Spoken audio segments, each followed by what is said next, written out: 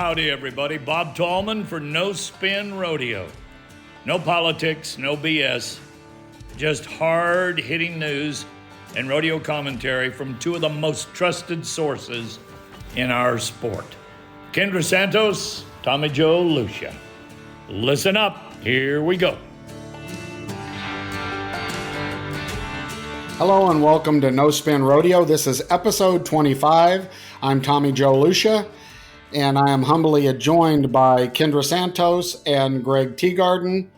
Welcome, everybody. Welcome, everybody. 2 weeks has went by, and a lot has happened fast. It just amazes me how fast it is. And so I just, how's everybody? What's going on in everybody's lives before we dive into this dirty sport we're in? Great, go for it. What are you doing? I was letting the ladies go first, huh? Oh, okay.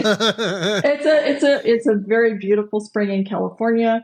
I've been in Texas for a month, helping my son Taylor, who's on crutches and couldn't do his own chores.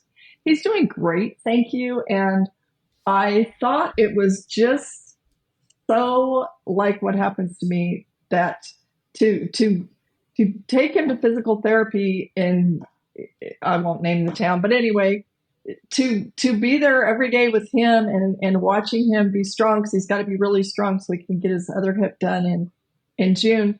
And there's Kai Hamilton every day.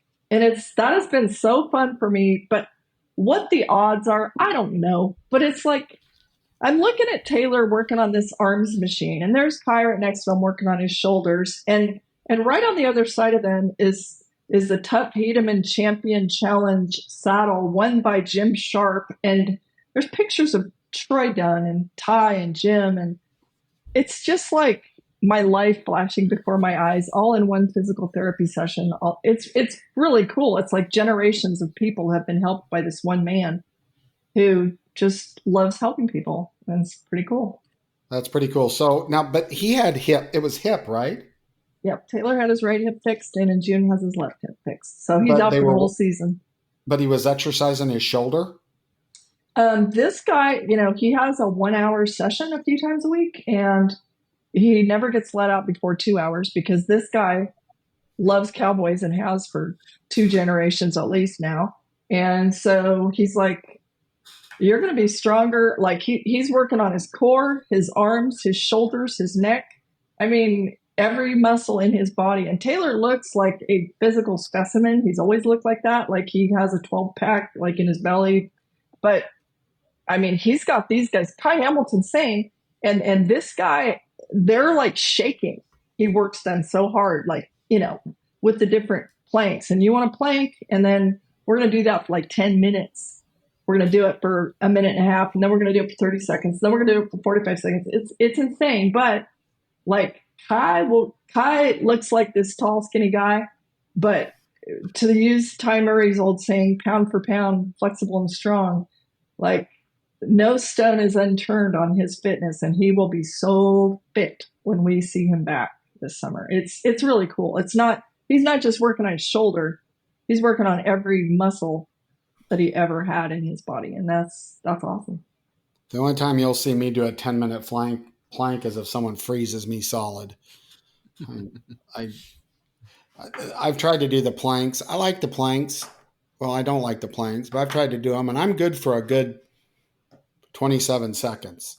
Like a minute, and there's stuff quivering on me that I didn't even think had a muscle in it. But anyway. I'm saying, yeah. And this guy has the young bucks doing that shaking because like it's testing people, and they say if your core is strong, it impacts your whole body. So Here we go. Greg, what's up in your world? You were in Clovis. I think both of you were in Clovis, and I don't even know if you two connected.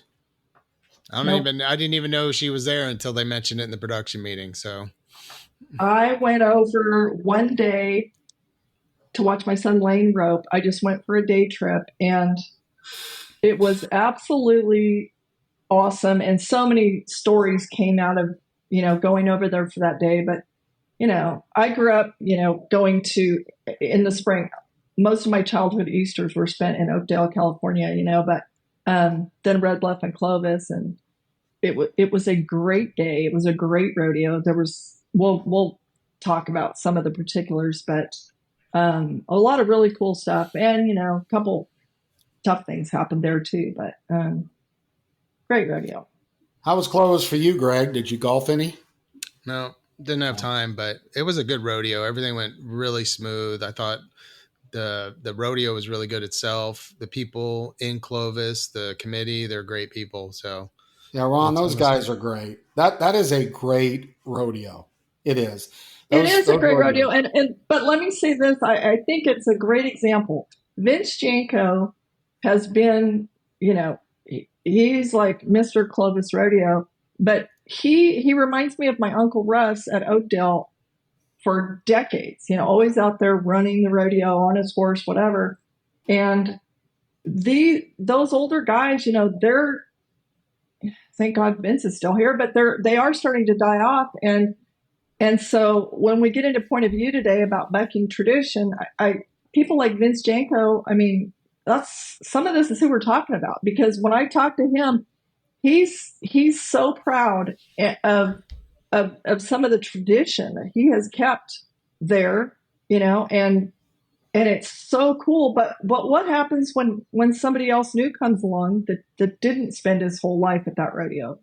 Anyway, we'll get to that later, but an absolutely amazing rodeo. And, there's so many unique things about it, including, the shape of the arena, the concrete grandstands. I mean, they're, Yeah, it's amazing. how long those timed events go, because they are tearing out of the gate because they have such a long lead time on those. And it's just, they go all the way down that arena and they are full speed. It is pretty exciting. And the size of the cattle is like what my dad's generation ran there, Yeah. So, what are they? They run muleys there too without the horns, right? Right. In the team roping, yep. Yeah. That's cool. Anything else? So I'm going to take a moment. I'm currently, I live in Heber City, Utah, and in Lipan, Texas. Currently in our offices in Weatherford, Texas. And in case you've been under a rock, the DFW Texas sports teams are killing it. We are, in case you didn't know, this is the home of the World Series champions, the Texas Rangers, who are doing very good. And by the way, I don't know how those California teams or Florida teams are doing, but for those of you on Raw, YouTube, our channel, I'm holding up a Dallas Stars rally flag because the Stars are in an elimination game to take out the Vegas Knights tonight, and the Dallas Mavericks are going to put a whooping on the Clippers. And the Wings, which is the WNBA team, I think it's tonight, host Indiana, who got that young lady who's the superstar of college. So they've been sold out. The women's basketball, WNBA in Dallas, has been sold out now, their first 5 games for the first time ever. And so congratulations to the NBA. So the only down spot, because I'm a sports guy, is the Dallas Cowboys. I mean, they're going through the draft, picking people for the future, and we don't have a running back and we don't have a linebacker. And so I know we don't talk about those kind of sports, and I know it bores Kendra, but in my copy line, I know we've known each other a long time, but I will interrupt you there. I'll stop short of calling you a moron, but you have no idea what you're talking about. I love sports. I grew up playing basketball, volleyball, softball, soccer. I'm a sports freak. And when I was just in Stephenville for a month with Taylor, he crutched his butt when the Tarleton baseball game, the Tarleton Texans, when they had double and triple headers, we were at every game. Dingo. Well, what do you I'm boring, Kendra. No, I actually love sports. Do you have your heart on your shoulder? I didn't say you were boring. You're like, I know Kendra will want to hear this. It's like, dude, obviously you don't know me very well because I'm a sports fanatic. But I do remember a show at one point where you were like, well, I know I'm talking about Kendra's head when I use the term wide receiver. I'm like, dude, really? Remember there was a time you were like, I know you won't know who Patrick Mahomes is. I'm like, okay, let's leave it there. But just so, Okay, I mean, well, whatever. I'm sorry that I offended your sports prowess and those A&M. Shout out, thank you. That A&M baseball team is the real deal. So that's all I had in. So Texas sports are doing pretty good, except for our national brand of the Cowboys, which who knows. So there we go with coffee time, and our sports leader on the show, Kendra Santos, will answer any sports questions that you have. But in the interim, we're going to kick it over to Kendra to give us some rodeo news. Coffee time with my super greens instead of Is coffee. that full of fiber? Because don't drink that. We need to finish the show. No, I don't know what it is. It's disgusting, but it looks disgusting. Okay. Speaking of Texas, the Texas swing just came to a close. What was the last one? San Angelo, right? Closed it out.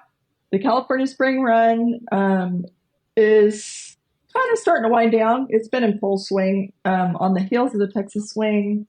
Our most recent stops in Red Bluff, Clovis, rodeos like Reading left to go.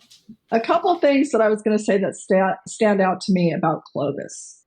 C5 Rodeos Virgil won both rodeos in the bareback riding, right? And like I met the owner of C5 right before the rodeo at Clovis, which I can't believe I didn't know him before. But okay, so back-to-back weeks, R.C. Landingham wins Red Bluff with a 92.5 point arena record, right?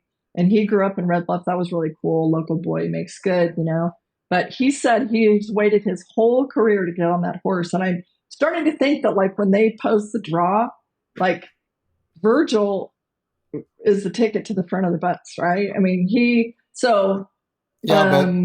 but Virgil's not the Virgil of 5 years ago. Sorry, RC, but you might not wanted to draw him a while understood, back. But then the next week, Leighton Berry draws him and wins Clovis, 88.5 points. Yeah, but while we're saying that, that's because the judges are still marked. This is my opinion. I think he's one of the greatest horses ever. Before you go on, without exception. But he is more rideable now. I'm not saying he's easy. He'll buck a lot of guys off, but he now comes with a little bit of a blessing, Right. And again, I'm not taking anything away from those guys winning the rodeo, but I'll stand firm on getting on Virgil a while back is significantly different than getting on Virgil now. So I'm sorry, keep going. And nothing to apologize. Understood. And I also appreciate you having the cojones to just speak up and say things. So thank you. General comment, I would say on the heels of Red Bluff and Clovis, for the young people who either forget or never knew or whatever, that the original cowboy capital of the world was in California, where the old vaquero, all of it stems from or whatever. I would like to say in 2024, I hope people in rodeo and the Western universe will not judge California by San Francisco and LA, okay? Because we still have some beautiful ranch country, and it is, we should be respectful of the fact that so much of our sports history did, start here, but paying homage to the old traditions or whatever, we mentioned it, but like the four headers and the long score lines, and the four headers minimize the drawing contest, right? And the Cowboys consider these true cowboy contests, and so I just shout out, because I don't know how long these traditions will be upheld, but the Cowboys appreciate them very, very much. Do you have any idea of how much money that committee's spending to provide 4 head of livestock with the current cattle prices? Like when I hats off to them to be able to do it, but that is not easy to provide and live in a budget. Hats off. It's amazing. But cattle prices now with runs costing $50 a run on a steer, that's a lot of money, Kendra, but keep going. For sure. Did you guys notice who won the all around? This is an interesting, and a Stetson right-free universe until, hopefully Reno, he'll be back or whatever. But Red Bluff, Riley Webb won the calf roping on his new patent horse Cletus. Like he put on a pretty dominant show, but he also won the all around, because he's been entering the team roping. And in Clovis, Clayton Haas daylighted the field by 7.9 seconds. Like that's more than a run on 4 steers in the bulldogging, but he also won the all around. And I thought that was pretty cool. Also back to Red Bluff, the 1-2 punch by Riley Webb and Shad Mayfield is cool and common these days. And the sort of rivalry that we saw a generation before, that's, a friendly rivalry, but a really fun one to watch. So that's really cool. And a note on the world all around race, 1, 2, 3 is Chinese, Stetson's not here. I mean, we went from Trevor Brazil to Stetson Wright. And, before that it was Ty Murray and here we go, where Ty would get hurt, and then Joe Beaver and Fred Whitfield and Cody Old would throw themselves into the all-around race. Well, 1, 2, 3 right now is Marcus Terrio, Preston Minton, and Buddy Matson from South Dakota. It's just really different without Stetson Wright in the mix, right? Like it's like a foregone conclusion that he's your world champion all-around cowboy, unless he's not there. So right. It's been a really interesting, curveball for everyone. So the wild ride at Red Bluff is so much fun to watch. And this year, Elvis edged Forrest Gump. I don't even know who the people were because I saw it on TV and I don't even know. But that's so fun to watch. And after just spending a month at Stephenville, the last rodeo of I believe it's the Southwest region. It's the rodeo of the year is at Tarleton. And I got to go on the last night, Saturday night, went to watch a close family friend, Shizam Allen, who's like a little brother to my boys. And he won the calf roping, but the rodeo ended with a wild ride. And Ira Dickinson from Wyoming won it, but it was like, I got to watch Red Bluff's wild ride on TV, and the crowd goes crazy. But the one they had at Tarleton at the College Rodeo, it was really fun. I mean, this guy's riding with a guitar in his hand, it was super cool. And one thing that I thought was really neat, like I thought the standing best prize I've seen, my son Taylor won the calf roping at the NFR Open a couple years ago, and he got a Polaris. Well, that's an amazing prize. I mean, we just used it to do all his chores while I was there, and how cool. Well, they gave mini bikes to the college rodeo champs at Tarleton, and there was a big Rumford. Watch out, Rumford. There was a big hangout at Taylor's house the day after. A bunch of college kids came over, and a mini bike for a prize for a college kid. I think that's awesome. When I was the awards mom, sometimes for like high school rodeo or junior rodeos, I thought it was pretty cool. Like the years that I thought to give fast lane roping dummies as prizes instead of the standard buckles and saddles and stuff. And kids just loved that stuff. So a mini bike, good idea, Tarleton, I thought. I have a major injury report in Ty Erickson. A lot of people saw him houlihan a steer at Clovis, but the damage was done before the somersault with him and that white steer.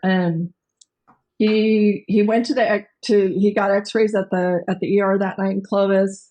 They found a spiral fracture in his left fibula, which is the small bone between his knee and ankle. But he flew home Monday back to Bozeman, Montana, and went to Dr. John Robinson, an orthopedic surgeon, and got some really devastating news that he needs reconstructive ankle surgery and will be out. Ty's really hoping. He's got to wait for the swelling to go down this week. He's planning to have surgery to fix wrecked ligaments in his ankle. But a lot of people thought, it looked very wild and dangerous and scary when he and that steer flipped, but the damage was done already. It was just a freak deal. There are unusual angles in that arena, and they were going hard kind of toward the left where there's kind of a corner, and the horse he was riding, had to just navigate the corner at high speed, and his right hind foot, he stepped on Ty's left ankle, and it was just completely freak deal, accidental. But pretty big setback. He's fourth in the world right now, 2009 world champ. We wish him well as he heads into surgery because just an unexpected. Here's what irritates me. So I heard Ty got hurt. So I started looking around to try to figure out what's going on with Ty. Yep. How is it that the media people in this sport can't report something like this? I mean, that's absolutely stupid. It's ridiculous. Now, I'm proud to say that my co-host will bring the goods, but why can't you? I could not find a follow-up on that. Well, now, maybe I missed it. I did. I looked. I waited because I thought, it's not really my place in a way. Like, let the mothership or whatever you want to call it. There were two outlets that Monday. I waited Monday, and I'm like, okay, they're gonna do it. And that's as it should be, And then nothing. And so I felt so bad. So I called Ty, and he had just gotten home from getting this horrific news, and he's in a cast, he's on crutches, and he's awaiting surgery, and it's tough stuff. But anyway, he was so thankful and so grateful, and like that's where my heart's at anyway, as with the Cowboys. And so I was it like honors me that he talked to me, and anyway, but so, and I'll say this too, just a complete side note, it's hard to imagine that there's a better horse out there right now than Ty's Black Horse Crush. That horse, I mean, they won the American on him. They won the contender tournament finals on him. They were like, the San Angelo shootout the other night. Who was it? It was Ty, Stephen Colling from Canada, and JD Struxus, I think, in the final three, like shootout or whatever at the end. All three of them were on Ty's Horse Crush. And that horse, I think he was a Facebook purchase in the first place, like Ty and Sierra. And maybe she had thoughts that he was going to be a barrel horse or whatever. But that horse is badass. And I mean, so anyway, so that people know, Crush had already planned for Crush to take May and a good part of June off. And so he's home in Helena, just resting up with Ty. Ty's really hoping hard to be back in time for Calgary and the NFR Open in July. Like Stetson, right, and like Kai Hamilton, he's really pushing the doctor's timeline. So for all these guys, like, we hope and pray for them, to be back strong and soon and all that stuff. But anyway, Cowboys press to be back like no other professional athlete. Why? Because they need to, right? The Texas Rodeo Cowboy Hall of Fame, they just had their inductions over the weekend. And one of the coolest parts about that for me was like a reason to reach out to my old calf ripper friend, Neil Felton, who was one of this year's inductees. And he roped at the finals in 86 and 88. There were a couple things that I didn't know before, and it was kind of fun. Like everybody's seen the movie 8 Seconds, and one of Neil's very best friends in the world, as he put it, was Lane Frost. Well, he lived in Quanah, Texas, with Lane's original in-laws, the Kyle family, Rick Kyle. Do you remember Lane Frost roping calves on Rick Kyle's horse at Cheyenne, for example? Lane liked to rope calves. He used to go tie to the post with those guys. Well, anyway, so in the movie 8 Seconds, the actress that portrays Kelly out there running barrels on her horse, Crawford, was an actress and another horse portraying Kelly on Crawford. Well, Neil's first NFR, he rode Crawford, the Kyle's horse, and I thought that was cool. And remember in 1990 when we lost 4 Cowboys to a plane crash, taking them from St. Paul to Panoka, David Bowen, Randy Deerlum, Dave P. Smith, and Mike Curran. At Neil's second NFR, he rode David Bowen's mare. And so he's been to the NFR twice, and the horse stories alone from that's, pretty cool. I had no idea that Neil Felton, who looks like a picture of health, had a heart attack last year and in 2 separate surgeries. He was very forthcoming, and he said he's totally cool with me talking about it, but He's got 3 stents now from 2 different surgeries. He's also, this is one of these touchy things. He's also had to fight through prostate cancer. And I said, do you care? Because my dad had to go through prostate cancer, and a lot of cowboy men in different generations of my life have had to deal with this. It is so common, and cowboys are people. So, like Neil said, a lot of his contemporaries, which he's now 63 years old, are either dealing with it or have dealt with it, and it's gone better for some than others. I'm just going to say this right now. Public service announcement is called a PSA. The blood test for prostate cancer is also called a PSA test, right? Everybody needs to do that because the early detection is the whole key to everything. It's the same with prostate cancer as it is for, I have friends fighting breast cancer and ovarian cancer right now. Early detection is the key for all of it. Prostate cancer, cowboys, get your PSA test done. Go get your annual checkup. Cowboys are famous for not going to the doctor unless they're hurt, right? So just do that because there's no reason. Well, I don't understand. My doctor doesn't take a test. What he does to me to check for that, I don't even want to talk about. It's called a pickle. Well, it don't pickle, something like that. I call it an annual roto-rooter, but it doesn't really matter.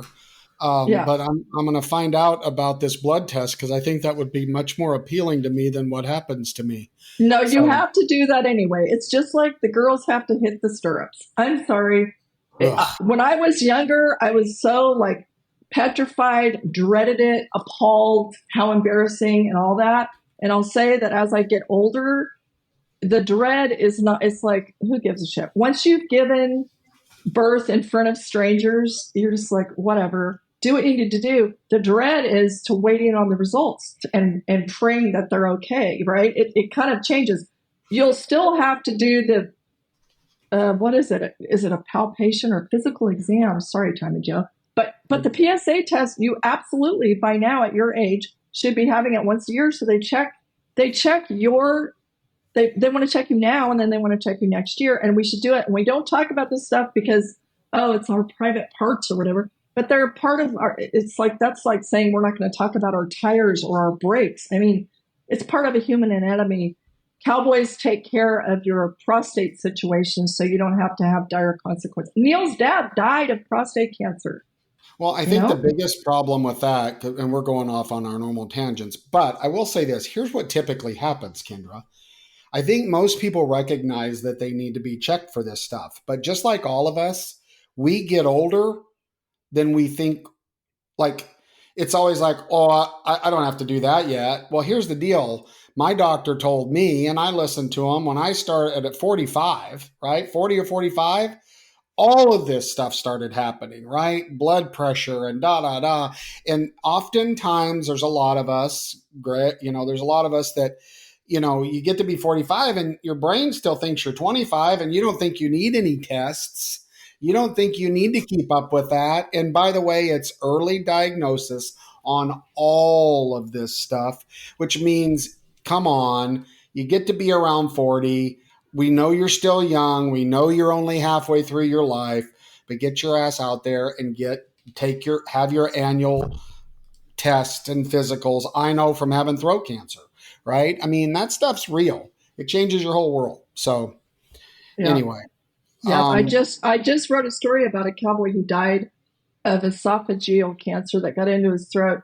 And typical, he never went for checkups and waited till he was coughing up blood and died within 39 days of finding out he had cancer. So it's like, yeah, it's part of it. And unfortunately, I know way too many cowboys who don't have health insurance.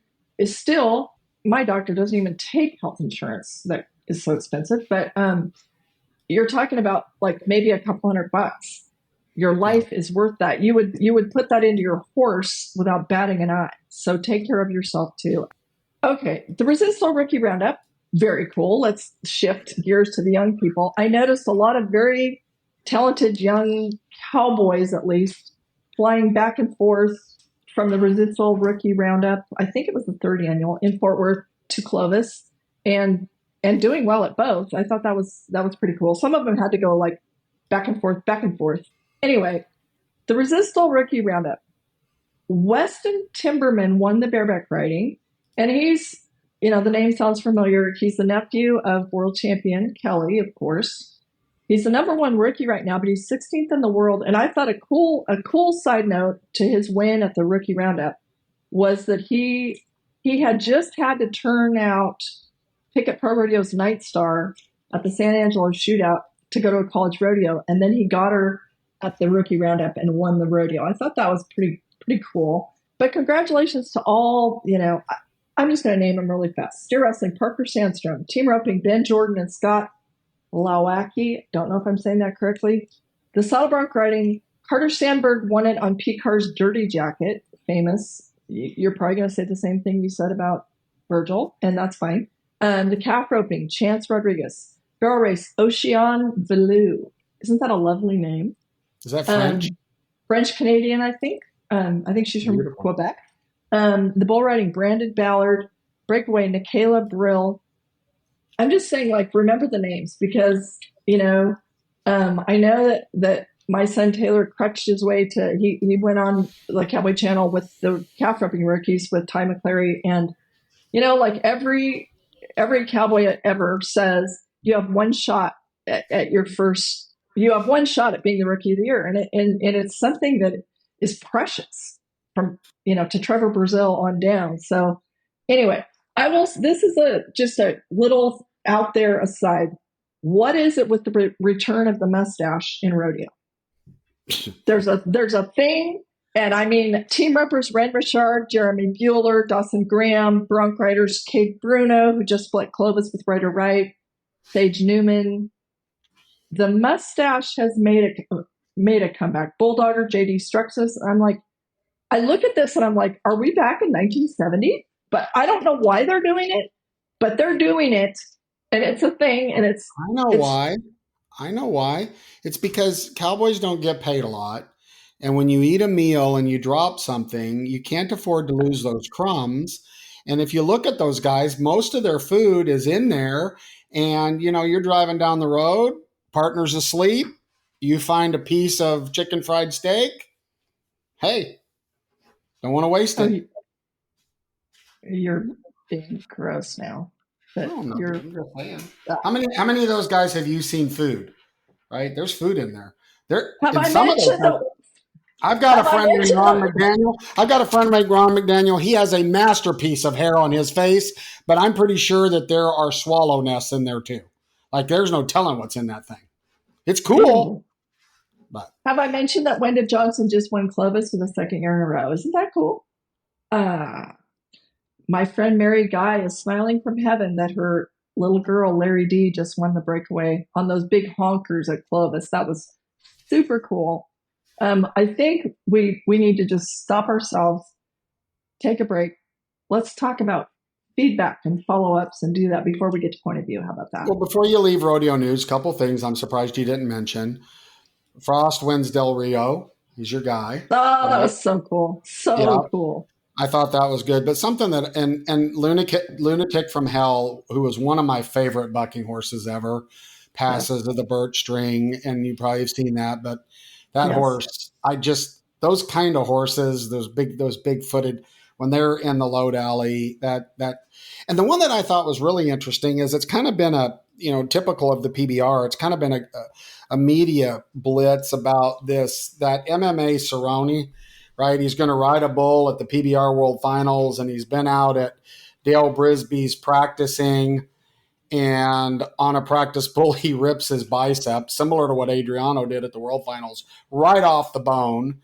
They do, of course, you got to capitalize on that. So they do a Facebook thing of this muscle hanging there. And he was going to get on Dana White's Twisted Steel. That's a cool media stunt. He's going to get on Dana White's bull at the 18th at the PBR deal at AT&T Stadium. And it looks as though that injury is going to keep him from mounting up on that bull. So if you were following that, he won't be getting on. And so now I'm ready. Okay. No, now I'm not ready because you brought up two things and you think you're going to show my ass or something. I can't believe you didn't mention this. since you mentioned the frost, I'll say this. Frost fever will be pink female frost fever in the next generation. You know, I love the Frost family more than anyone. Okay. Joe Frost just had his third baby girl. Jade Frost, who's out there with Josh right now, has a baby girl. Josh and Erica are pregnant with a baby girl. I mean, it's so awesome, right? And so frost fever's going female. You heard it here first. And on the lunatic from hell thing, I did talk to different people. Like, to be clear, that great horse died. What was trying to get from one rodeo to the next.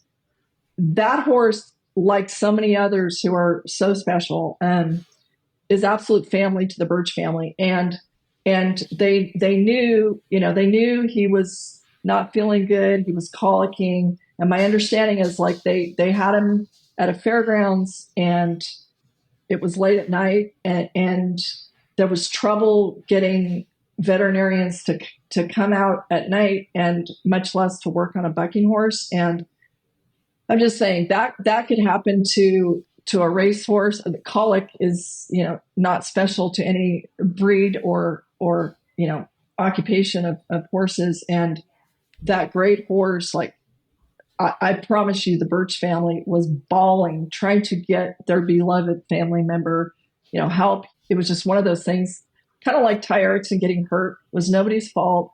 It was just a terrible, sad loss for that family. But it was just one of those things that happened, and there was nothing, that could be done except try to make him as comfortable as you possibly could. But, he died in their arms basically, and that's devastating. So rodeo family, that gets all of our hearts. So prayers for the Birch family, because they're grieving right now. Agreed. For sure. I'm sorry, Kendra, that I had a couple rodeo news items that you failed to find. It's okay. As I become a force in the journalism business, you'll see. I don't take losing lightly. I mean, I'm never going to be Ancestry.com like you. I mean, most of the stuff that you rattle off, I can't remember what I ate 3 days ago, and you'll tell me the age of someone in 1954 that roped a calf and the horse's name. So kudos to you. That green stuff you're drinking is working. Maybe you should send it to me, because I can't remember the last time I trimmed my toenails, which I probably need to do. But anyway, so we're going now to feedback. And are we okay to move on? Do you feel like you've successfully put me in my place on my journalistic prowess? Can we go on to follow up? I just returned your friendly fire. Go ahead. Oh, volley. Yeah. That reminds me of that commercial that's got the two little kids that are AI'd and they're playing pickleball. But anyway, I love that commercial. Feedback and follow up. Are we going to start? I'd say we start with follow up. Yes. Let's start with Cole. Let's follow up on Cole from our last episode when we were talking about social media and how that kind of gets out of the, gets run away. And I think we have an update on Cole. Cole brings plenty for those Cole of you brings who don't know. plenty, yep. I believe they did find him, and he had passed away in his car or truck. And he had passed away in a wooded area. Okay. Yes, and I read the same police report you did about they did not believe there was foul play. Right. So I'll say what, and you guys say what you know. What I know about it is that he was at. There's something called a mosh pit, which I don't really know what that is, but it's my understanding is that's a bunch of young people in the middle banging their heads and going crazy with music. At a bar with music, and they're dancing and stuff. And right. so normally at a concert area, yeah. Okay, and so my understanding from people who did know and love Cole, I didn't ever have the privilege to meet him, but that he had never cut his hair, and he had hair way down past his butt, and he had it down. And now a lot of us have seen pictures now where he was dancing and, enjoying his long hair, and it got tangled up in something, and an actual friend tried to help him kind of untangle himself out of the situation. And someone with obviously no right came up and cut his hair off that he had grown his whole life. And I do understand that there's like some sacred meaning to that. And I don't know how this all played in, but I will say, in follow up to our last, talking about people on social media and so many false facts and so much mean spirit. When I had put up, just the facts of what we did now, the people who were so ruthless, and now that we know, more about what happened, they're like, well, they didn't know what they were talking about, but they were so mean. And now I do have to wonder, how they feel now. Like, my feeling now is sort of like, I mean, he's dead. Are you happy? Do you feel vindicated now for being, I mean, I don't understand. So you guys go ahead. The thing about it is there's a couple things that I've, after kind of looking at the overall and not so much into the details, I think that a lot of these gentlemen wear they wear these braids, and it's really in support of these Native American boys that get bullied, right, in schools for wearing braids, because that's not a common thing. And he was really known for supporting that and really kind of supporting that youth embracing their culture, which I think is cool. The other thing is going to be kind of haunting this, and it's a truth, okay, and that is this discussion of, and this is just fact, there's a lot of indigenous people with unsolved cases, and they don't get priority. That's just the facts. It really is. And so when he becomes missing, and it doesn't feel like, and even the local sheriff made a comment that we need to be more connected with that community. And so there's a cloud over this, right? There's been speculation that he wasn't just driving the truck. You've got his braids getting cut off, whether it was, someone drunk in there that thought it was funny, or whether it was bigger than that. There's so much of this that we may never know, and probably won't, because the truth is the law enforcement may or may not. Now, they may in this case because it's notable, but they don't do quite the due diligence, it seems like, right, from what I read, on some of these indigenous people's crime situations, missing people, that they'll do with others. And I think they're trying to, the good thing for Cole is he's helping bring that stuff to light through his fate. I pray for his family. Anybody that loses anybody, I pray for his family. They seem very strong in their faiths and what keeps them going. But, I'm not going to, like, again, when we talked earlier about it, all I did was, when I went through, was just kind of, all I want to know is what's the current facts on the situation. Right. And the fact is, now the young man's gone and the family's hurting. And I do hope it brings to light that this culture, which is the original pioneer in our country, that's just the truth. They tamed all these lands before our butts marched in there. And so, and that's why they're called Native Americans. And really, Cole. Oh, thank you. I'm glad that I got You're it. welcome, Pilgrim. So the thing is, Cole's uncle, Cole was following in Uncle Mo's footsteps on the acting, and had a significant audition for, like, the day after he went missing. And he had done, if you Google him, and you'll see some really amazing photographs from parts he has played. He was a rising star, only 27 years old. But I will say this, his family, his dad Joseph and his Uncle Mo, I don't know how they could have handled this whole situation with more class and grace, amidst the grief. They've been incredible. And I listened to Uncle Mo was honored at the National Cowboy and Western Heritage Museum in Oklahoma City, like 36 hours after finding his nephew dead. And his speech was incredible and inspiring and unifying of all people, instead of being hateful, it was so genuine, and speaking of, whether you want to call it God or their creator or whatever, it was a unifying, lovely illustration of humanity. I was amazed, and I we'll leave it there for now. But my understanding from people who attended, he's buried out on the plains, out on the prairie, and these people, these aren't Hollywood people. These are real people and a real family, and I believe they're very good people, and they're hurting so much right now. Well, the reason that his speech was good and is because it came from the heart. So many of the speeches that we see now publicized are really all about the money or the political angle. But you know what? The truth is, most people in this country want to be unified. Most good people, right? We don't see the things that the media and everybody else tells us we're supposed to see. We really don't. We don't even approach it like that, right? And so when someone like him speaks from the heart without money or politics involved, just out of grief and compassion for the world, those are the ones you ought to share with your kids. Those are the speeches you ought to listen to because they actually mean something.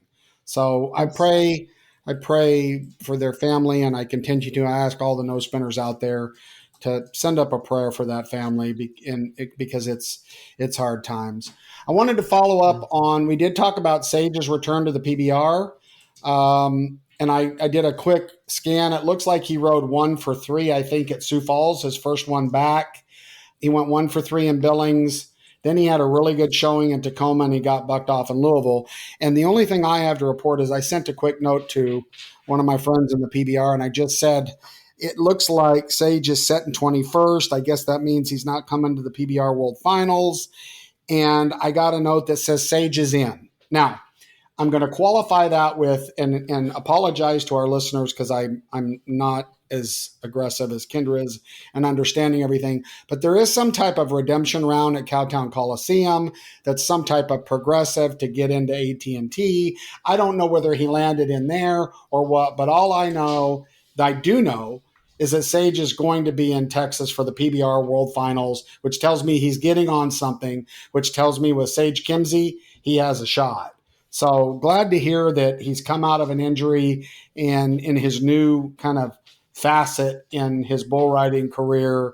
He didn't break any records coming back, but it takes a little time to get the rust off. So congratulations, Sage. Good luck in Fort Worth, Dallas with the PBR World Finals. Greg, can you, we want to make sure that we comment and we continue to encourage all of you to give us feedback.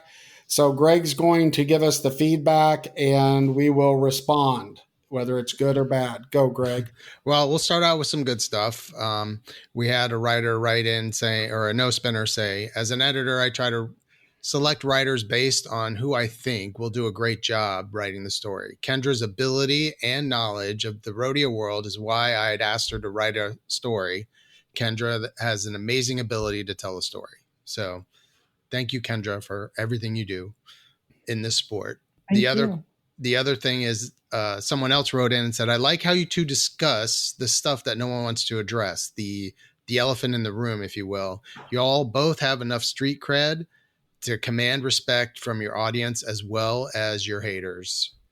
So, amen. Yeah. Bring it on, haters. So then we had someone send us a picture of the 1986 National Finals bull riding.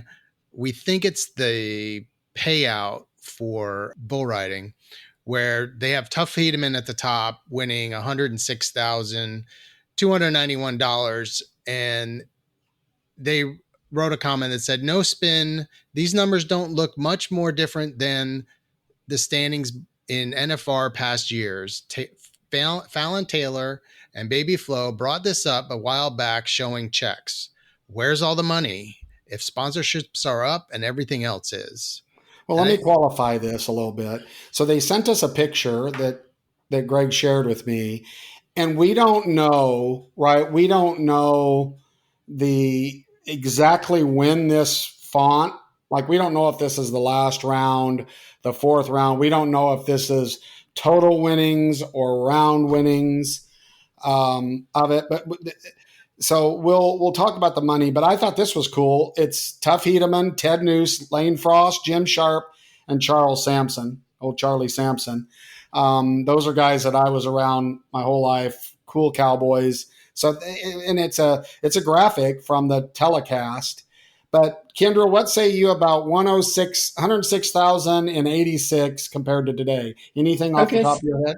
Well, I'll say this. So 1986, Tuck won 137,000 to win the world that year. So the 106, I'm not 100% sure what that stands for. But what we do know here with the quickest inflation calculator, that 106,000 in 1986 has the same buying power as $302,000 in 2024.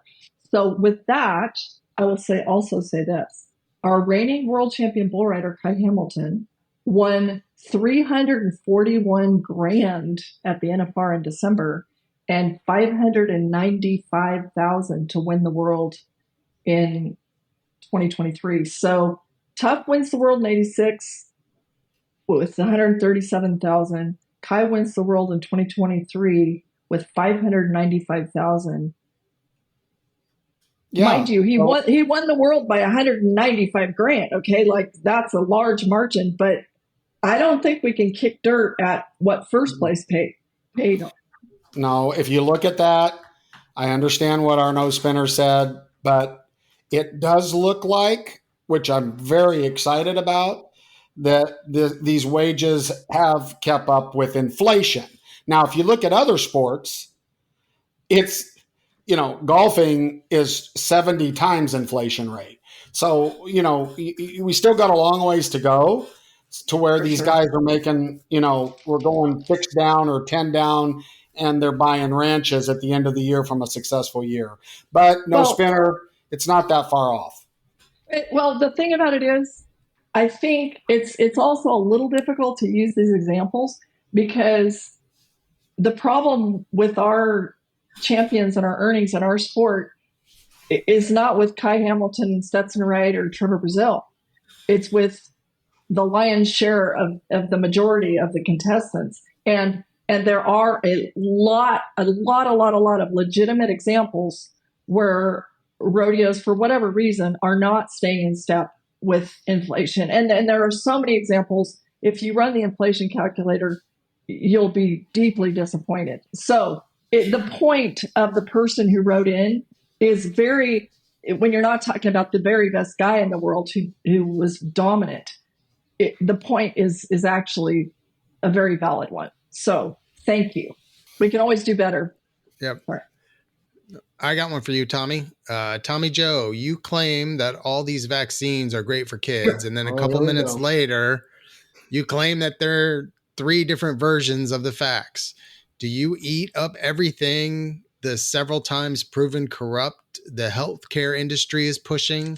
To be clear, I'm not anti-vax, but I'm also very much not trusting of our healthcare system in the U.S. Knowing several doctors and healthcare administration officials, the whole system is kind of screwed. Just curious, he says.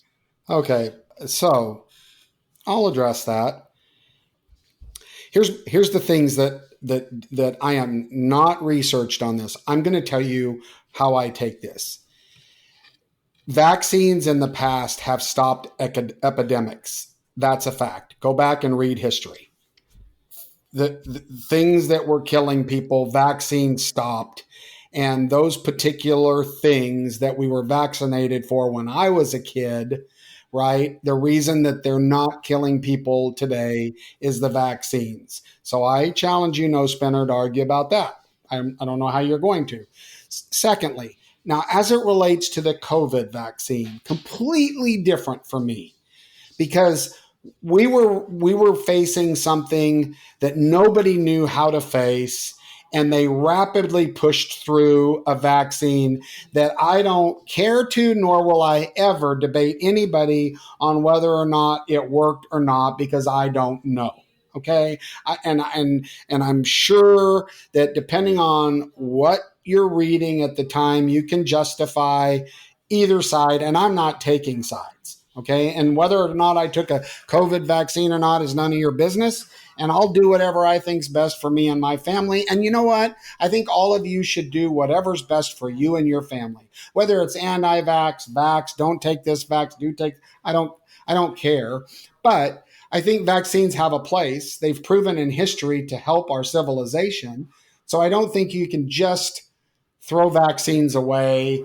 And here's the truth. My point, I think initially, and I don't remember, I don't have near the brain power of the rest of this group. But my point was, if everybody now doesn't vaccinate their kids at all, right, then there's a probability that those diseases can show up again. That's just science. So, but do whatever you want. So keep going, Greg. Kendra, do you have anything? I mean, everybody do your own thing. I'm not anti or pro anything. Do your own thing. This no spinner says he's not an anti-vax. He's just more concerned about the healthcare system and no, I think it's a giant fraud. Yeah. Okay, I there's no doubt that I believe, and I don't want, this is not the basis of our show, but there's no doubt that the healthcare system in the U.S. is a giant fraud. I agree. Yeah. Now, you know, the fact that they're just, you know, cancer and the revenue, there's tons of revenue around it. But here's what I know: the doctors and the nurses at Baylor Scott and White, along with God, cured my cancer in my throat, and it cost a fortune. But at that point, who cares? So on to the next one, Greg. All right. Well, that's it. That's all we had for feedback this week. Just to remind everybody, you can send us feedback at 817-668-2395, or you can email us at nospinrodeofeedback@gmail.com. All right. Well, we're an hour into this podcast, which is long for us. So we're going to get right to the point of view.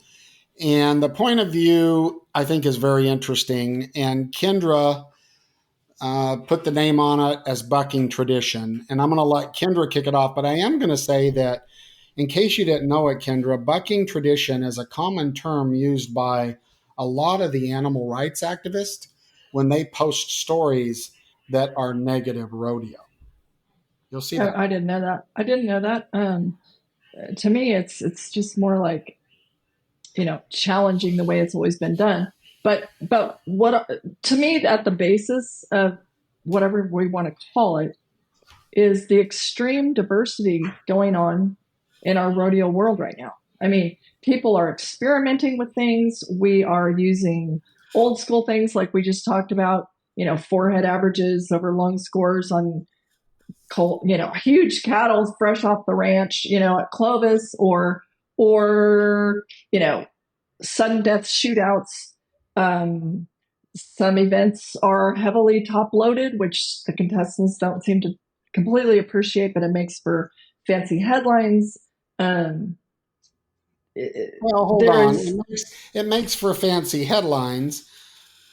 And I understand that. But when you're saying those things, think about the consumer, right? The consumer also, right? They want to see the people that are currently in the headlines. So keep going. That's who they want to. That's who they want to see when they buy a ticket. Yes, and part of what makes us great sparring partners, and we respect each other as friends and colleagues, but is that when my voice tends to be the voice of the cowboys, and you see the world through a different lens, and it's all great, and we all need to talk about it, and we all need to put it all out there on the table and come up with what's best for the sport. I understand. I also understand, like, the Cowboys liking, you know, a multi-head average, or the Cowboys not wanting to see it plummet from a huge check for first to virtually nothing for second, or some tiny fraction when you know, the profit margin of rodeo is already so tough. And so we have to see things from all different viewpoints, and then again, do what's best for the sport, is my opinion. But there's a lot of diversity. There's a lot of things going on. You know, okay, you mentioned Team Rodeo the other day when we visited, and it's like, well, the Winston tour was right before my time. It was like when I was, I don't know, high school, or college, whatever. It was right before my time. And what I know about the Winston tour is that my cowboy friends that were participants in that, which was Team Rodeo, back in the 80s, people loved it and people hated it. And I have great friends who loved it, and I have great friends who hated it.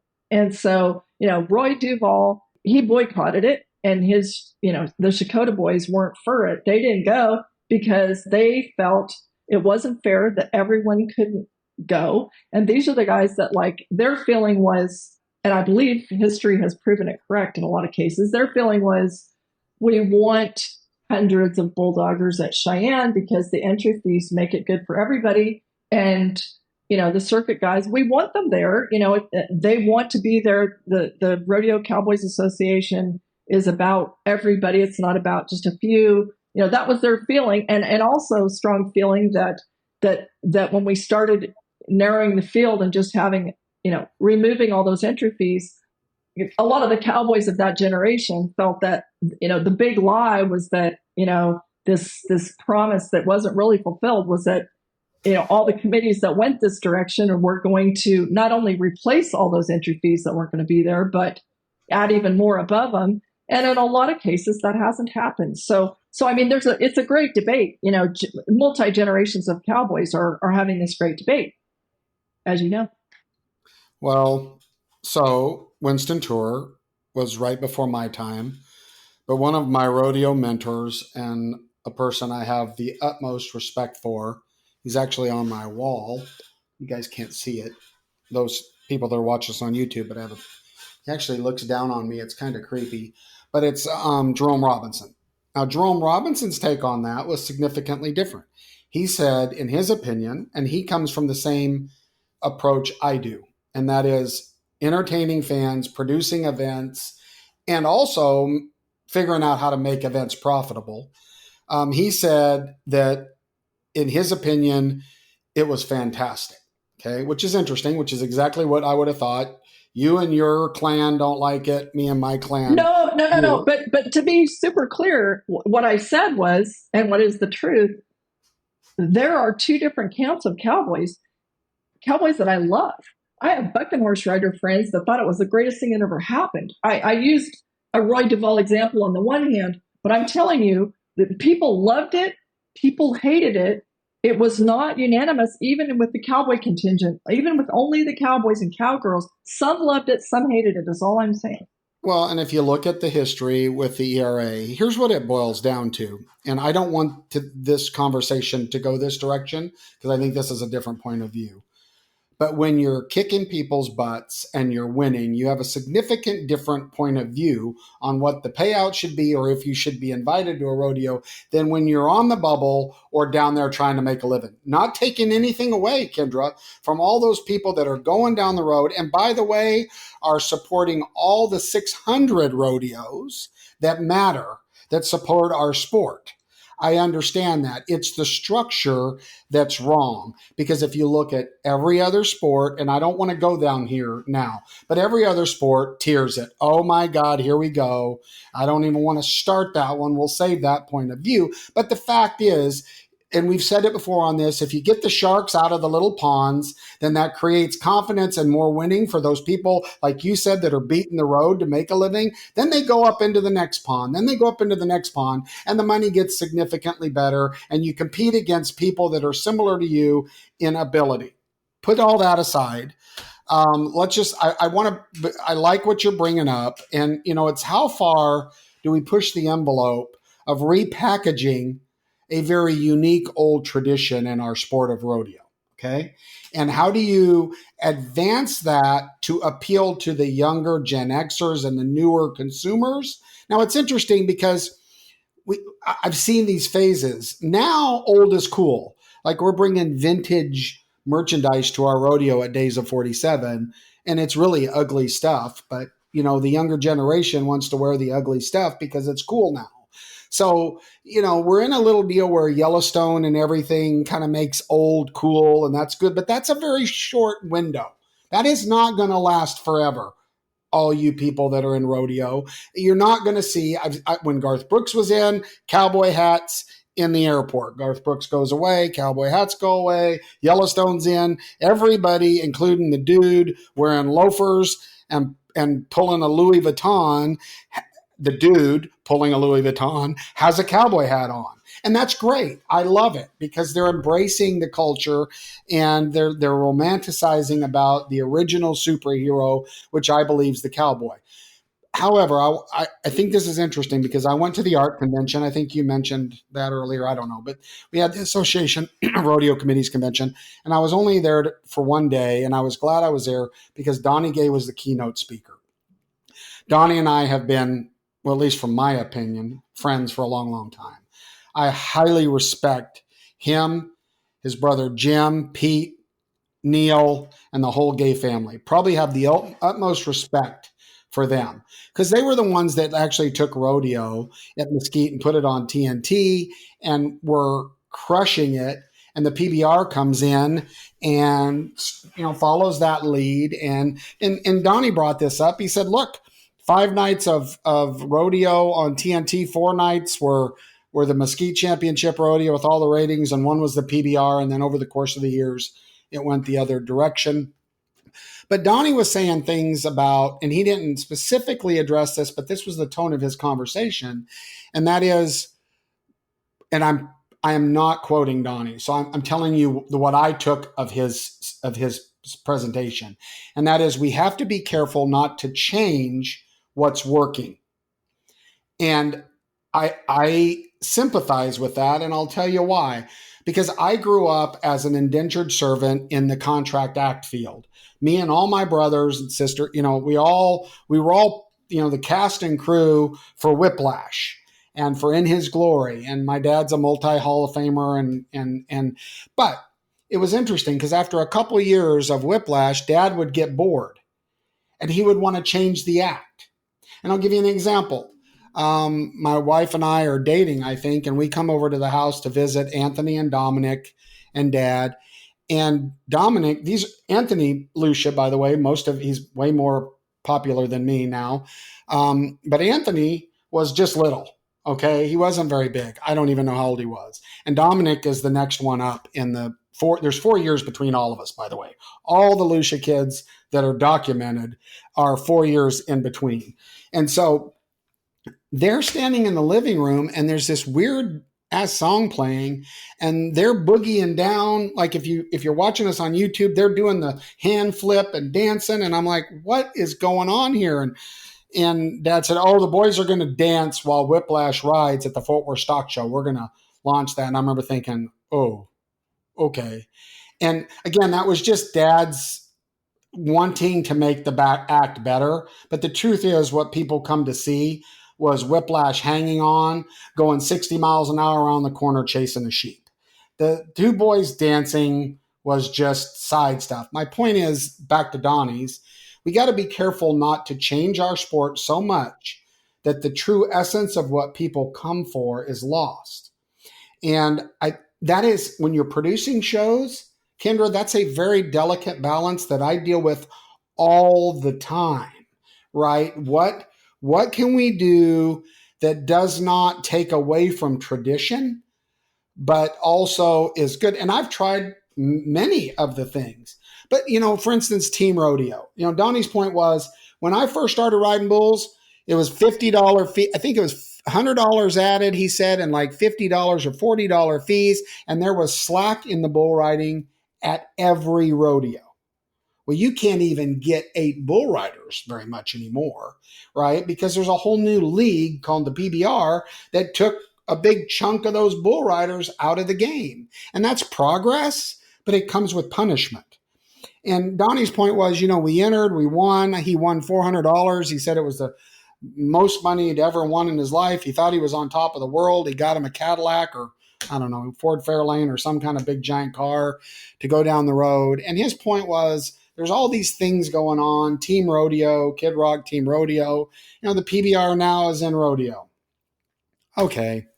That's, if you want to go do rodeo, you've got the American.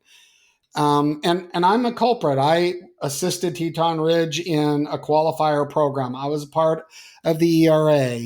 And, and in looking back, the thing about it is when you keep trying to do these new things, right, Kendra?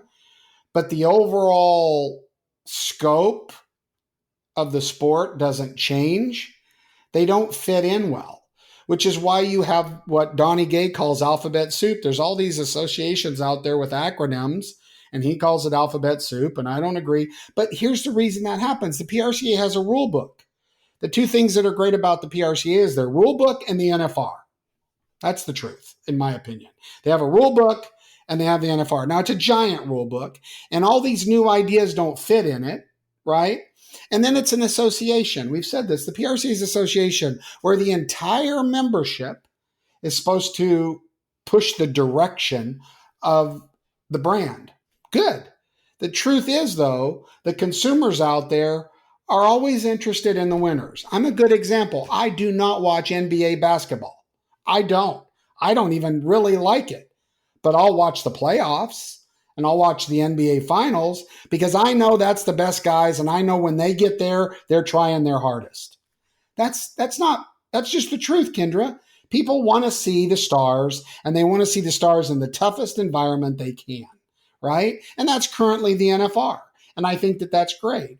But in all these other sports, there's levels, right? There's levels until you get to the playoffs. If you get to the playoffs, you're a Texas Ranger, you win the World Series. You've been in the minor leagues sometimes, Kendra, and I know you're a sports fanatic, but you've been in the minor leagues, Kendra, for 6 or 7 years.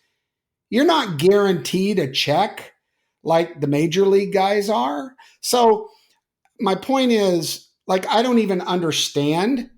It's sad that I can't tell you how Sage is going to qualify to the PBR finals. And if I can't or you can't, the fans have no idea why he got there. I don't really even understand how the Kid Rock team thing works. And I'm going to shut up here in a second, but team bull riding, the PBR's teams, here's what I like about that. I like that every ride matters because they add the scores together. So all of a sudden, from a producer standpoint, for a fan, a 65-point ride might make that team win. And a 65-point ride in a regular PBR event is just, who cares, right? He doesn't mean anything. He didn't place. He didn't ride a rank bull. But, in teams, this is brilliant. That 65 points just launched all 9 of those guys to the next round. That's smart. That's good. The team rodeo, when I listened to a couple podcasts, I asked for the ground rules. I think they're done, but I haven't seen them. You're calling it teams and you're putting coaches in there. Look at the coaches. Are you again, I'm not knocking the concept, but it's not like any of these coaches are figureheads, right? They're not coaching, right? Specific. Well, maybe they are, but it sure don't feel like it. So it seems like a big, a really cool thing to say and a cool concept, but is it really a team sport, right? Is it really a team sport? Is there an angle to it? I heard that they were going to let the timed events out at the same time. I did get an update on that. They are going to do green light, yellow light, or red light, green light, yellow light, and the barrel racers. This is what and again, I've heard this third hand. We haven't seen any of this in print, or I haven't anyway. I haven't seen this publicized, but I think they got stoplights, green light, everybody goes. They got to figure out their own score line. The barrel racers got to hit the gate right at the green light or they get penalized. And, but then in the rough stock, it's different because you can't buck 2 horses at once. You got to have the same judges on each end. So when you start with these really big concepts, you're not making it any easier for the fans, Kendra. While it's a cool concept, following it is going to be, I think, hard. And then they're giving away gold, silver, and bronze medals. Well, by the way, the Utah Days of 47 Rodeo has been doing that for a while. So glad that's a novel idea. Glad you're doing that. The last point I wanted to make, and I'm going to shut up, Kendra. At the Utah Days of 47 Rodeo, we cut down the first round from unlimited to 80, right? I'm addressing your point. when I did that, I told my board we have to add significantly more added money so that our payout is above last year. And we did that.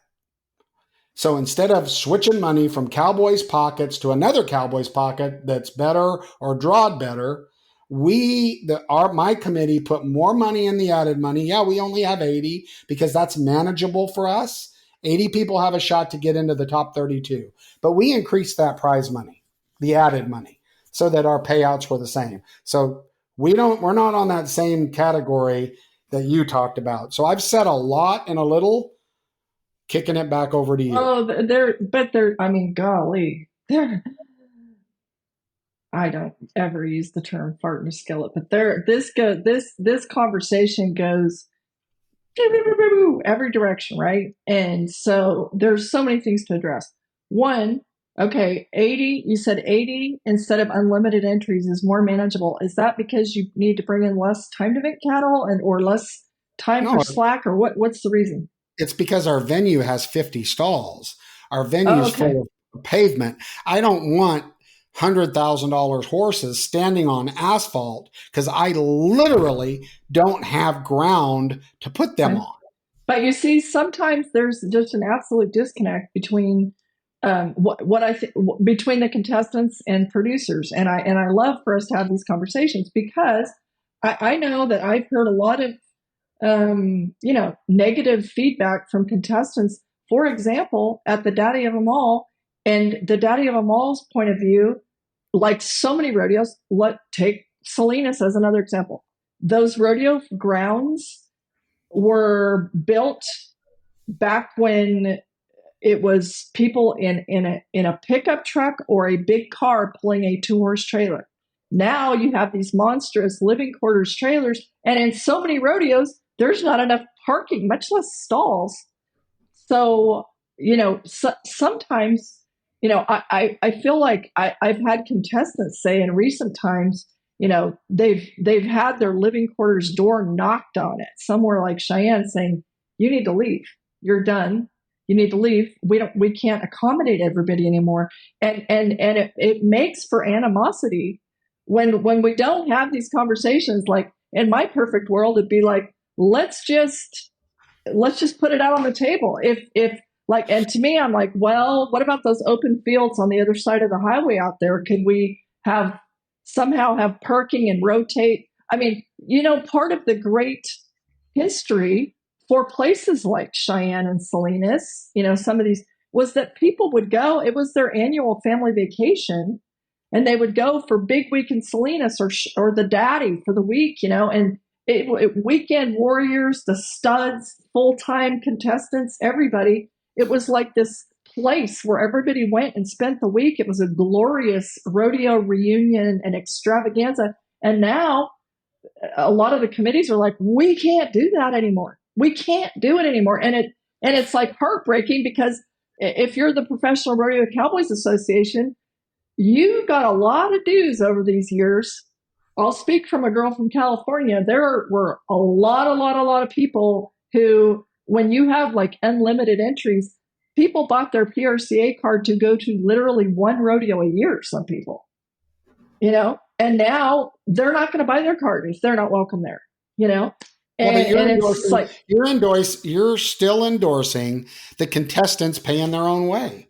If this sport wants to increase, you want more entry fees so the prize money goes up. When are you ever going to get tired of giving the money to the hottest guy? No, I don't know why you want to spar over, like, you're not even reading my mind correctly here.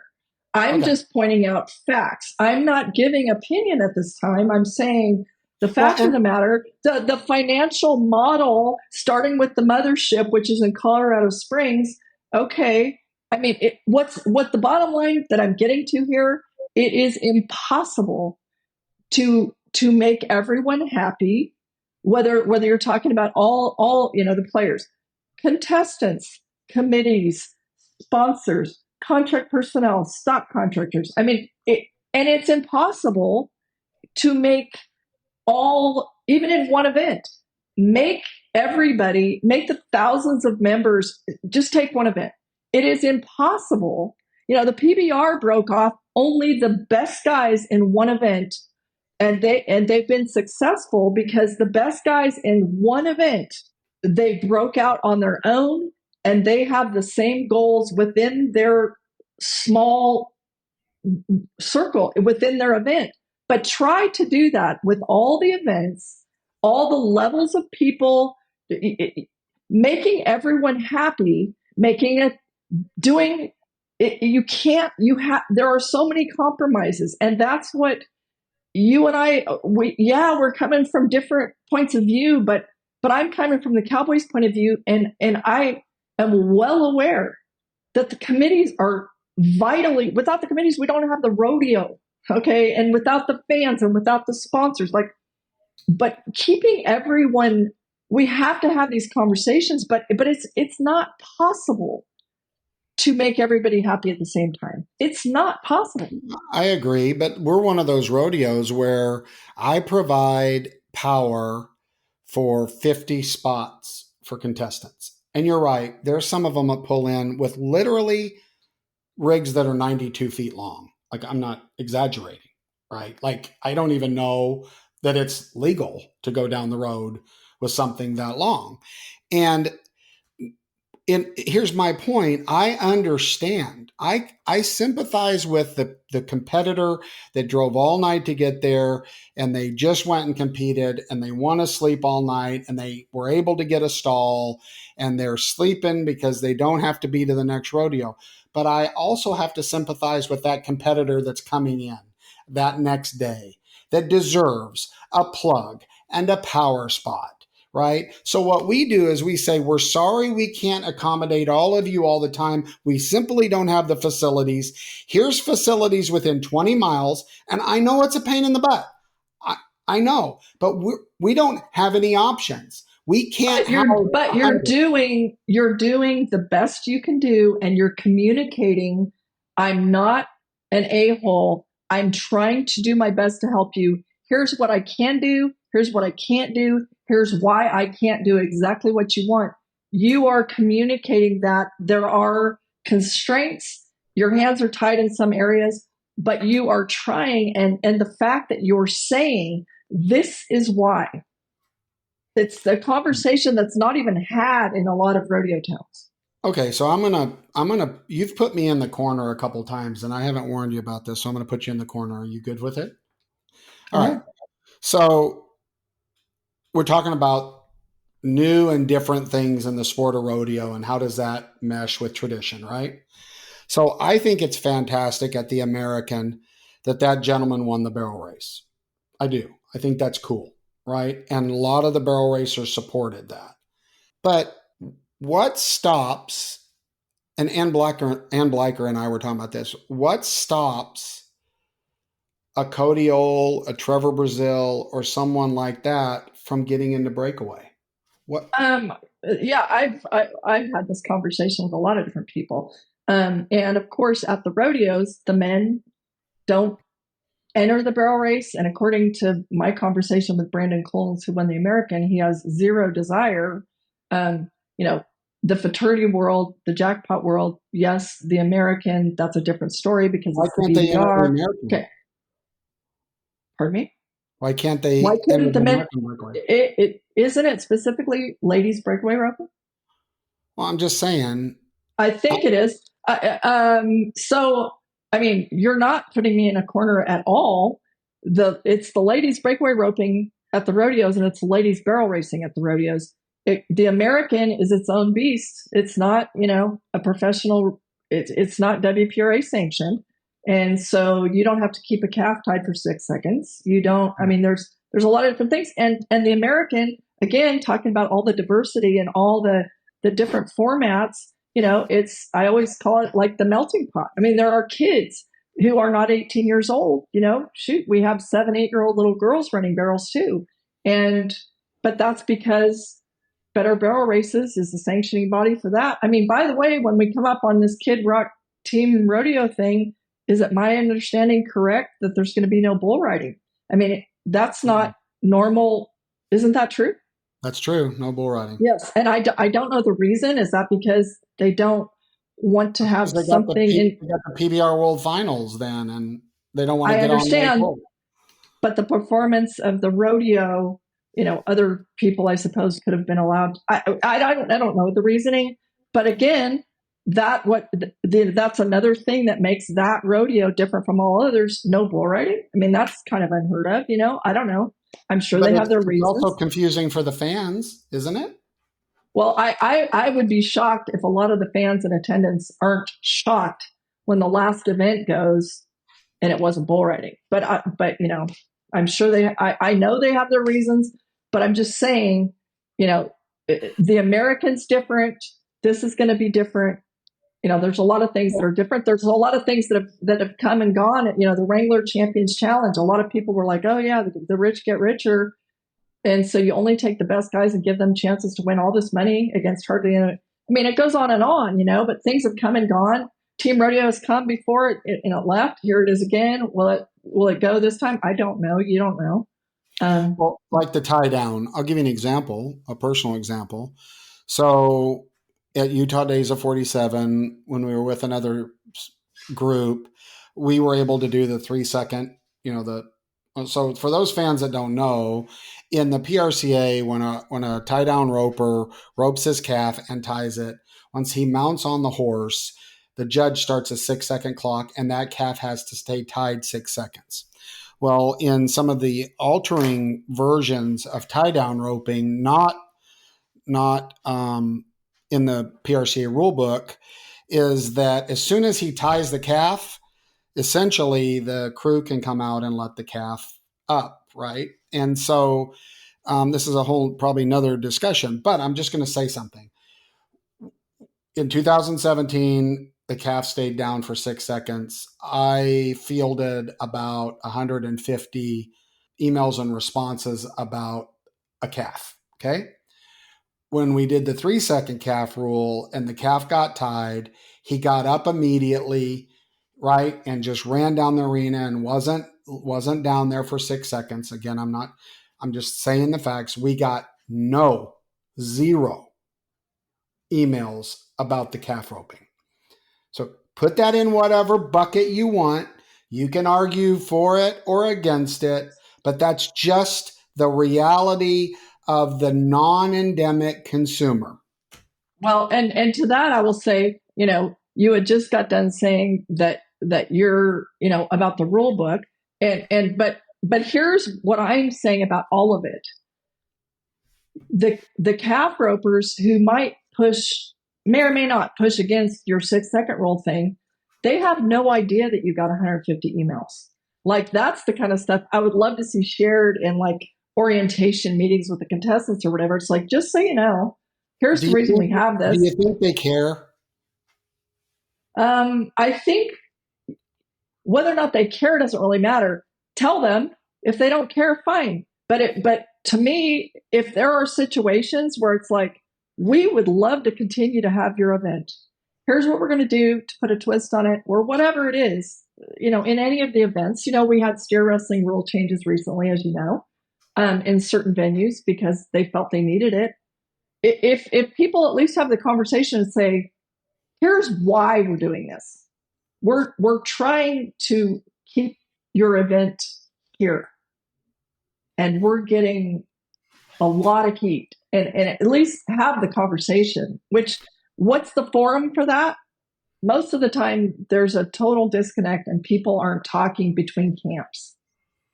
I agree with that. But the thing that I would ask you, Kendra, is the growth of our sport is tied to revenue, correct? Being able to win some money, right? Yeah, money is very important, yes. From the contestant standpoint, they need to win enough money to go down the road with $4 a gallon fuel and $200,000 horses. Well, that's going to happen when you continue to do, in my opinion, personal narrative here, 2 things. You grow your audience, right? As you grow your audience and you improve your product, which grows that audience. What does the audience want? Right? That grows the audience.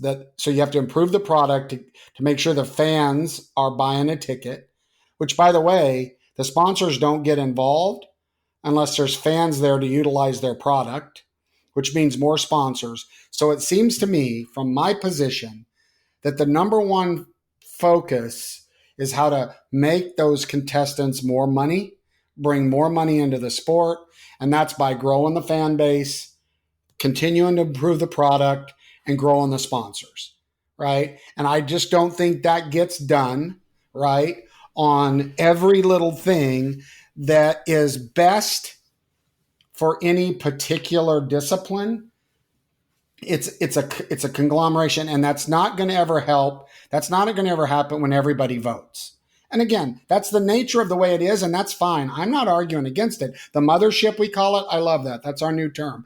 The mothership is created on everybody voting and it's a collective approach. However, right, there's a reason that NFL Properties runs the NFL and they negotiate with the players. It's because they understand they have to do the things in their sport to keep stadiums of 90,000 people filled. And we have to continue to try to reach that mark too, I think. That way there's millions. And the money's went up despite ourselves. Everything's increasing. And I think that goes back to what Donnie Gay said. We have a damn good product. It's entertaining for families from 2 to 92. Let us not forget that rodeo is the reason we're here. And rodeo is based on the contestants performing, the livestock contractors that provide great animals, and the committees that create a venue and write the checks. Rodeo sells tickets. It's authentic, it's family, and it's entertaining. What do we do, right? I don't say I don't have the magic formula, but what's the next step to continue to push that up the audience ladder, the sponsor ladder, and the fill-in stadiums of 90,000 people ladder? We're not all going to agree on everything, but if we could agree on working together to do what's best for the sport, I cheer for all these different diverse, formats, experiments. Let's bring in a concert. I cheer for everyone to succeed, because what's best for our sport is what's best for all of us individually. So if we could spend more time cooperatively talking to each other and doing what's best for the sport, everyone wins. That's kind of my bottom line. True, but everybody has to compromise. It's the people that take a position that the only thing that matters is what I do in the arena. It isn't the only thing that matters, right? Everybody has to have a level of interest in the greater good. And here's the thing, human nature isn't that way. It takes structure to create that, right? It's not your human nature to pay taxes. Well, if you don't pay taxes, you don't have roads to drive on. So I think that this one's been a long one, so I want to just go around the room. I'll start with Greg. Final thoughts on kind of our overall conversation today. I've said plenty. Greg, what's your final thoughts? And then we'll get Kendra's and we'll get out of here. I like the fact that rodeo likes to try different things with the team events, bowl teams. I like when we try to interject new and try to see what sticks to the wall and what fails. I think but I do think there's a lot of people that do not like that. And that's where we kind of got to show that, hey, we're taking a risk over here to make this product better. And we need to see, the status quo is only going to last for so long, and then it gets boring and nobody wants to come see the same thing over and over again. It's nice to see different changes. The other problem I see with our sport is it's confusing, right? There's not we need to try to simplify, not necessarily the rules, but the explanations. One of the things you guys were talking about were tours. Well, there's a tour that runs inside the whole year that nobody talks about. Clovis was a stop for this. Is it the Cinch Tour, I think is what it's called? But it ends in the Governor's Cup at the end of the year. That there was no mention of that at all during the entire rodeo. So, I mean, part of the confusion on that from the contestant side is that these things change almost every year. Exactly. What counts, what doesn't. The contestants can't even keep up with what And then what is it this year, Yeah, the thing is that we need to be more open about the rules. Well, and they're the players. Yeah. They're the players, and they can't keep up. They've given up. What about the fans? They don't have a shot. I think it comes down to making sure the fans understand what's happening. And I do think that, with the new people trying new things, it kind of makes everybody kind of see what the differences are and be like, well, why are they doing that when they don't do it here? And someone can explain it to them. So I do like change. I do like, people trying new things and making it better for everybody, but we definitely need to be more open about this stuff too. Kendra, final thoughts?